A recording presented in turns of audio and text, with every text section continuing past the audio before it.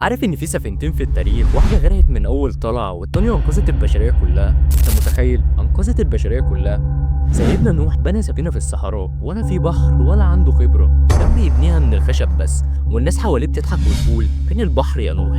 بس سيدنا نوح كان واثق من نفسه وبيقول بسم الله مجريها ومرساها. وقبل ما تخش على السفينة التانية ما تخليش تونك تغلب عليك، واعمل لايك ومتابعة يا غالي عشان اللي جاي مرعب أكتر. أما السفينة التانية كانت تايتانيك. دي بقى كانت آخر شياكة اتعملت بأحدث تكنولوجيا وقتها، وقالوا عليها السفينة اللي ما بتغرقش، والمصيبة فإيدها قلب كله غرور حتى ربنا مش هيغرقها. والله زي ما بقول لك كده. النتيجة بقى سفينة نوح وصلت بسلام، وتايتانيك غرقت من أول مشوار. لو عارف هي غرقت ليه اكتب لنا في الكومنتات، وإن شاء الله نعمل فيديو عنها بكومنتاتكم. نوح عليه السلام كان بيواجه أمواج زي الجبال، بس كان اللي راكبها ناس قلبها مليان بالإيمان. أما تايتانيك كانت ماشية في مية هادية، بس اللي كانوا راكبينها مليانين غرور وكبرياء. فخدها مني كده، الموضوع مش في السفينة، الموضوع في اللي بناها وبأي نية بناها.